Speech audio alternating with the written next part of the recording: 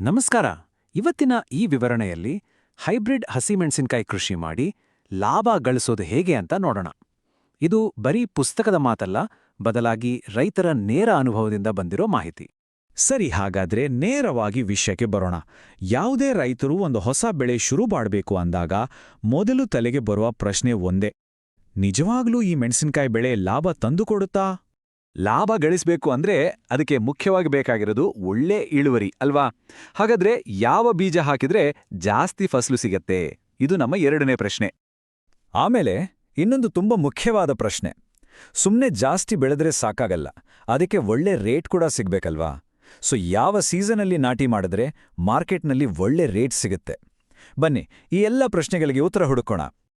ನೋಡಿ, ಮೆಣಸಿನಕಾಯಿ ಕೃಷಿಯಲ್ಲಿ ಗೆಲ್ಲಬೇಕು ಅಂದ್ರೆ ಅದರ ಅಡಿಪಾಯ ಇರೋದೇ ನಾವು ನಾಟಿ ಮಾಡೋಕ್ಕೂ ಮುಂಚೆ ತಗೊಳ್ಳೋ ಎರಡು ನಿರ್ಧಾರಗಳ ಮೇಲೆ. ಒಂದು, ಸರಿಯಾದ ಟೈಮ್. ಇನ್ನೊಂದು, ಸಖತ್ತಾದ ಬೀಜದ ಆಯ್ಕೆ. ಇಲ್ಲಾಡಿ, ಮುಖ್ಯವಾಗಿ ಎರಡು ಸೀಸನ್ಗಳಿವೆ ನಾಟಿ ಮಾಡೋಕೆ. ಒಂದು, ಡಿಸೆಂಬರ್ ಜಾನ್ವರಿಯಲ್ಲಿ ನಾಟಿ ಮಾಡಿದ್ರೆ ಫಸಲ್ ಬರೋದು ಮಾರ್ಚ್ ಮೇ ತಿಂಗಳಲ್ಲಿ. ಇದು ಬೇಸಿಗೆ ಕಾಲ ಆಗಿರೋದ್ರಿಂದ ಮಾರ್ಕೆಟ್ನಲ್ಲಿ ಮೆಣಸಿನಕಾಯಿ ಸಪ್ಲೈ ಕಡಿಮೆ ಇರುತ್ತೆ, ಸೊ ರೇಟ್ ಜಾಸ್ತಿ ಸಿಗೋ ಚಾನ್ಸಸ್ ತುಂಬಾ ಇದೆ. ಇನ್ನೊಂದು ಆಪ್ಷನ್ ಅಂದ್ರೆ ಜೂನ್ ಜುಲೈ ನಾಟಿ, ಆಗ ಫಸಲ್ ಬರೋದು ಸೆಪ್ಟೆಂಬರ್ ಅಕ್ಟೋಬರ್, ಅಂದ್ರೆ ಹಬ್ಬಗಳ ಸೀಸನ್. ಆ ಟೈಮಲ್ಲಿ ಡಿಮ್ಯಾಂಡ್ ಜಾಸ್ತಿ ಇರುತ್ತೆ.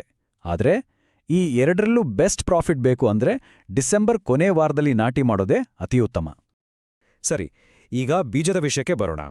ಹಸಿ ಮೆಣಸಿನಕಾಯಿ ಮಾರ್ಕೆಟ್ಗೆ ಅಂತಾನೆ ಕೆಲವು ಸೂಪರ್ ಹೈಬ್ರಿಡ್ ತಳಿಗಳಿವೆ. ಇದರಲ್ಲಿ SAGI ಟೇಲ್ಸ್ 5531 ಅನ್ನೋ ತಳಿ ಬಗ್ಗೆ ಸ್ವಲ್ಪ ಗಮನ ಕೊಡಿ, ಯಾಕಂದ್ರೆ ಇದು ಕೇವಲ 70-75 ದಿನಕ್ಕೆ ಮೊದಲನೇ ಕೊಯ್ಲಿಗೆ ಬರುತ್ತೆ. ಕಡು ಹಸಿರು ಬಣ್ಣ, ಎಲ್ಲಾ ಕಾಯಿಗಳು ಒಂದೇ ಸೈಜ್, ಅರ್ಧ ಎಕರೆಯಲ್ಲೇ ಸುಮಾರು 20-25 ಕ್ವಿಂಟಾಲ್ ಇಳುವರಿ ಕೊಡೋ ಕೆಪಾಸಿಟಿ ಇದಕ್ಕಿದೆ. ಇದರ ಜೊತೆಗೆ NS 1701, ತೇಜಸ್ವಿನಿ ಮತ್ತೆ ಅರ್ಕಾ ಮೇಘನಾ ತಳಿಗಳು ಒಳ್ಳೆ ಆಯ್ಕೆಗಳೇ. ಅವುಗಳ ಡೀಟೇಲ್ಸ್ ಕೂಡ ಇಲ್ಲಿದೆ. ಈ ಚಾರ್ಟ್ ನೋಡಿದ್ರೆ ಇನ್ನೂ ಕ್ಲಿಯರ್ ಆಗುತ್ತೆ. ನಾವು ಮಾತಾಡಿದ್ವಲ್ಲ, ಆ ಟಾಪ್ 3 ಹೈಬ್ರಿಡ್ ತಳಿಗಳು ಯಾವುದು ಅಂತ. ಅತಿ ಹೆಚ್ಚು ಇಳುವರಿ ಕೊಡೋ ತಳಿಗಳ ಲಿಸ್ಟ್ನಲ್ಲಿ SAGYT 5531 ಸ್ಪಷ್ಟವಾಗಿ ಮೊದಲನೇ ಸ್ಥಾನದಲ್ಲಿದೆ. ಹಾಗಾದ್ರೆ ಯಾವುದನ್ನ ಆಯ್ಕೆ ಮಾಡಬೇಕು? ನೋಡಿ, ಇದು ಸಿಂಪಲ್. ಹೈಬ್ರಿಡ್ ತಳಿಗಳು ಇಳುವರಿ ಜಾಸ್ತಿ ಕೊಡ್ತಾವೆ ನಿಜ, ಆದ್ರೆ ಅವುಗಳಿಗೆ ಆರೈಕೆ ಖರ್ಚು ಎರಡೂ ಜಾಸ್ತಿನೇ. ಇನ್ನೊಂದು ಕಡೆ ಸಂಶೋಧನಾ ತಳಿಗಳಿದೆಯಲ್ಲ, ಅವು ಸ್ಟೇಬಲ್ ಆಗಿ ಸಾಧಾರಣ ಇಳುವರಿ ಕೊಡ್ತಾವೆ. ಮುಖ್ಯವಾಗಿ ರೋಗಗಳನ್ನು ತಡ್ಕೊಳ್ಳೋ ಶಕ್ತಿ ಜಾಸ್ತಿ, ಹಾಗಾಗಿ ಮ್ಯಾನೇಜ್ಮೆಂಟ್ ಸ್ವಲ್ಪ ಸುಲಭ. ಸರಿ, ಬೀಜ ಆಯ್ಕೆ ಆಯ್ತು. ಈಗ ಮುಂದಿನ ಸ್ಟೆಪ್ ಭೂಮಿ ತಯಾರಿ ಮತ್ತು ಗೊಬ್ಬರದ ಪ್ಲಾನ್. ಇದರಲ್ಲಿ ನಾವು ರಾಸಾಯನಿಕ ವಿಧಾನ ಮತ್ತು ಪೂರ್ತಿ ಆರ್ಗ್ಯಾನಿಕ್ ವಿಧಾನ ಎರಡನ್ನೂ ಹೇಗ್ ಮಾಡ್ಬೋದು ಅಂತ ನೋಡೋಣ. ಒಂದು ವೇಳೆ ಕೆಮಿಕಲ್ ಫರ್ಟಿಲೈಸರ್ ಬಳಸೋದಾದ್ರೆ ಅರ್ಧ ಎಕರೆಗೆ ಒಂದು ಪರ್ಫೆಕ್ಟ್ ಪ್ಲಾನ್ ಇದೆ. ಸ್ಟೆಪ್ 1, ಭೂಮಿ ರೆಡಿ ಮಾಡೋವಾಗಲೇ 12 kg DAP ಮತ್ತೆ 6 kg ಪೊಟ್ಯಾಷ್ ಹಾಕಬೇಕು. ಸ್ಟೆಪ್ 2, ನಾಟಿ ಮಾಡಿ 30 ದಿನ ಆದ್ಮೇಲೆ 6 kg ಯೂರಿಯಾ ಮತ್ತೆ 6 kg ಪೊಟ್ಯಾಷ್ ಹಾಡೋ ಮೇಲ್ಗೊಬ್ಬರವಾಗಿ ಕೊಡಿ. ಕೊನೆಗೆ ಹೂ ಬಿಡೋ ಟೈಮ್ನಲ್ಲಿ 19-19-19 ಜೊತೆಗೆ ಕ್ಯಾಲ್ಶಿಯಂ ಬೋರಾನ್ ಸ್ಪ್ರೇ ಮಾಡಿದ್ರೆ ಆಯ್ತು. ಆದ್ರೆ ಇಲ್ಲೊಂದು ತುಂಬಾನೇ ಮುಖ್ಯವಾದ ವಾರ್ನಿಂಗ್: ನೈಟ್ರೋಜನ್ ಅಂದ್ರೆ ಸಾರಜನಕವನ್ನ ಅತಿಯಾಗಿ ಮಾತ್ರ ಬಳಸಲೇಬೇಡಿ. ಯಾಕೆ ಗೊತ್ತಾ? ಅದನ್ನ ಜಾಸ್ತಿ ಹಾಕಿದ್ರೆ ಗಿಡ ಹುಲುಸಾಗಿ ಬರೀ ಎಲೆಗಳನ್ನೇ ಬಿಡುತ್ತೆ, ಕಾಯಿ ಮಾತ್ರ ಕಡಿಮೆ ಆಗುತ್ತೆ. ಇದರಿಂದ ನಮ್ಮ ಇಳುವರಿ ಮೇಲೆ ಡೈರೆಕ್ಟ್ ಹೊಡಿತಾ ಬೀಳುತ್ತೆ. ಸರಿ, ಕೆಮಿಕಲ್ ಬೇಡ, ನಾವು ಆರ್ಗ್ಯಾನಿಕ್ ಆಗೇ ಮಾಡ್ತೀವಿ ಅನ್ನೋರು ಕೂಡ ಒಂದು ಒಳ್ಳೆ ಪ್ಲಾನ್ ಇದೆ. ಭೂಮಿ ರೆಡಿ ಮಾಡುವಾಗ 1 ಟನ್ ಕೊಟ್ಟಿಗೆ ಗೊಬ್ಬರ ಜೊತೆ ಬೇವಿನ ಹಿಂಡಿ ಮಿಕ್ಸ್ ಮಾಡಿ. ಆಮೇಲೆ ಪ್ರತಿ 20 ದಿನಕ್ಕೊಮ್ಮೆ ಜೀವಾಮೃತ ಕೊಡ್ತಾ ಬನ್ನಿ. ಹೂ ಬಿಡೋ ಟೈಮ್ನಲ್ಲಿ ಪಂಚಗವ್ಯ ಮತ್ತೆ ಫಿಶ್ ಅಮಿನೋ ಆಸಿಡ್ ಸ್ಪ್ರೇ ಮಾಡಿದ್ರೆ ಗ್ರೋತು ಸಖತ್ತಾಗಿರುತ್ತೆ. ಅಷ್ಟೇ ಅಲ್ಲ, ಈ ರೀತಿ ಮಾಡಿದ್ರೆ ಮಾರ್ಕೆಟ್ನಲ್ಲಿ ಪ್ರೀಮಿಯಂ ರೇಟ್ ಸಿಗೋ ಚಾನ್ಸ್ ಕೂಡ ಇದೆ. ಓಕೆ, ನಾಟಿ ಆಯ್ತು, ಗೊಬ್ಬರನೂ ಹಾಕಿದ್ವಿ. ಇದಾದ್ಮೇಲೆ ನಮ್ಮ ಬೆಳೆಯ ಯಶಸ್ಸು ನಿಂತಿರೋದು ಎರಡು ವಿಷಯಗಳ ಮೇಲೆ. ಒಂದು, ಸರಿಯಾದ ನೀರಿನ ನಿರ್ವಹಣೆ, ಇನ್ನೊಂದು ಹುಷಾರಾದ ಕೀಟ ನಿರ್ವಹಣೆ. ನೀರಿನ ವಿಷಯಕ್ಕೆ ಬಂದ್ರೆ ಕೆಲವು ರೂಲ್ಸ್ ಫಾಲೋ ಮಾಡಲೇಬೇಕು. ಪ್ರತಿ 4-6 ದಿನಕ್ಕೊಮ್ಮೆ ನೀರು ಕೊಡಿ. ಡ್ರಿಪ್ ಇರಿಗೇಷನ್ ಇದ್ರೆ ಅದಕ್ಕಿಂತ ಬೆಸ್ಟ್ ಇನ್ನೊಂದಿಲ್ಲ. ಎಲ್ಲದಕ್ಕಿಂತ ಮುಖ್ಯವಾಗಿ ಗಿಡದ ಬುಡದಲ್ಲಿ ನೀರು ನಿಲ್ಲೇಬಾರದು. ಇದು ತುಂಬಾ ಕ್ರಿಟಿಕಲ್. ಕಾಯಿಗಳು ಚೆನ್ನಾಗಿ ಬರಬೇಕು ಅಂದ್ರೆ ಮಣ್ಣಲ್ಲಿ ಒಂದೇ ಸಮನಾದ ತೇವಾಂಶ ಇರುವ ಹಾಗೆ ನೋಡ್ಕೊಳ್ಳಿ. ಇನ್ನು ಕೀಟಗಳ ಕಾಟ. ಮೆಣಸಿನಕಾಯಿ ಬೆಳೆಗೆ ಮೇಯ್ನಾಗಿ ಕಾಳೋದು ಥ್ರಿಪ್ಸ್, ಎಲೆಮುರುಟು ವೈರಸ್ ಮತ್ತೆ ನುಷಿ. ಇವುಗಳನ್ನ ಕಂಟ್ರೋಲ್ ಮಾಡೋಕ್ಕಿರೋ ಒಂದೇ ದಾರಿ ಅಂದ್ರೆ ಶುರುವಲ್ಲೇ ಅದನ್ನ ಪತ್ತೆ ಹಚ್ಚೋದು.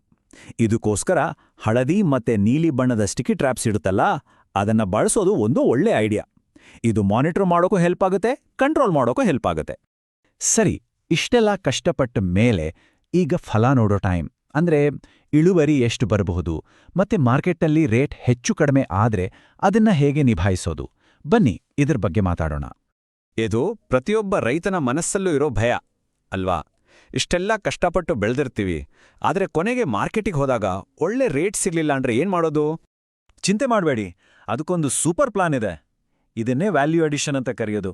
ಅಂದ್ರೆ ಒಂದು ಪ್ರಾಬ್ಲಮ್ನೇ ಅವಕಾಶವಾಗಿ ಬದಲಾಯಿಸೋದು.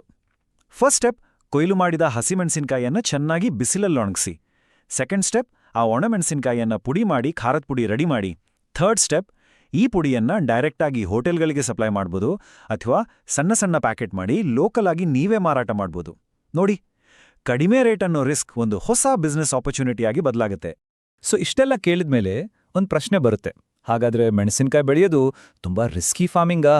ಹೌದು, ಇದರಲ್ಲಿ ರಿಸ್ಕ್ ಇಲ್ಲ ಅಂತ ಹೇಳೋಕ್ಕಾಗಲ್ಲ. ಮುಖ್ಯವಾಗಿ 2 ರಿಸ್ಕ್ಗಳಿವೆ.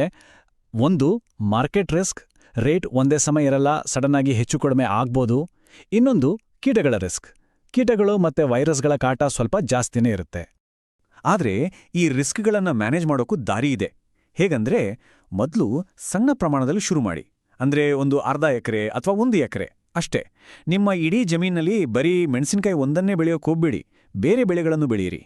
ಮತ್ತೆ ನಾವು ಆಗಲೇ ಮಾತಾಡಿದ್ವಲ್ಲ, ಆ ವ್ಯಾಲ್ಯೂ ಅಡಿಷನ್ ಪ್ಲಾನ್ ಅನ್ನ ಯಾವಾಗ್ಲೂ ರೆಡಿಯಾಗಿಟ್ಕೊಂಡಿರಿ. ಹಾಗಾದ್ರೆ ಎಲ್ಲವನ್ನೂ ನೋಡಿದ್ಮೇಲೆ ಫೈನಲ್ ಆಗಿ ಒಂದು ತೀರ್ಮಾನಕ್ಕೆ ಬರೋಣ. ಈ ಬೆಳೆ ನಿಜವಾಗ್ಲೂ ಲಾಭ ತಂದ್ಕೊಡುತ್ತಾ ಇಲ್ವಾ? ನೋಡಿ, ಸಣ್ಣ ರೈತರಿಗೆ ಇದೊಂದು ಅತ್ಯುತ್ತಮ ಆದಾಯದ ಮೂಲ ಆಗ್ಬಲ್ಲದು. ಮುಖ್ಯವಾಗಿ ಡ್ರಿಪ್ ಇರಿಗೇಷನ್ ಸೌಲಭ್ಯ ಇದ್ರೆ ಇದು ತುಂಬಾ ಒಳ್ಳೆ ಆಯ್ಕೆ. ಜೊತೆಗೆ ಒಂದು ಸ್ಮಾರ್ಟ್ ಮಾರ್ಕೆಟ್ ಪ್ಲಾನ್ ಇದ್ರೆ ಖಂಡಿತ ಲಾಭ ಮಾಡಬಹುದು. ಹಾಗೆ ಇದರ ಯಶಸ್ಸು ನಿಂತಿರೋದೇ ಬೆಲೆ ವೈವಿಧ್ಯತೆ ಮೇಲೆ. ಇದನ್ನ ಮರಿಬೇಡಿ. ಕೊನೆಯದಾಗಿ ಒಂದೇ ಮಾತು, ಯಾವುದೇ ಹೈಬ್ರಿಡ್ ತಳಿ ಆಯ್ಕೆ ಮಾಡೋ ಮುಂಚೆ ನಿಮ್ಮ ಮಣ್ಣಿನ ಗುಣ ಮತ್ತೆ ನಿಮ್ಮ ಏರಿಯಾದಲ್ಲಿರೋ ಮಾರ್ಕೆಟ್ ಡಿಮ್ಯಾಂಡ್ ಬಗ್ಗೆ ಮೊದಲು ತಿಳ್ಕೊಳ್ಳಿ. ಸರಿಯಾದ ಪ್ಲಾನಿಂಗ್ ಜೊತೆ ಕೇವಲ ಅರ್ಧ ಎಕರೆಯಲ್ಲಿ ಜಾಣ್ಮೆಯಿಂದ ಮ್ಯಾನೇಜ್ ಮಾಡಿದ್ರೂ ಸಾಕು, ಹಸಿ ಮೆಣಸಿನಕಾಯಿ ಖಂಡಿತವಾಗಿಯೂ ಒಳ್ಳೆ ಲಾಭ ತಂದ್ಕೊಡುತ್ತೆ.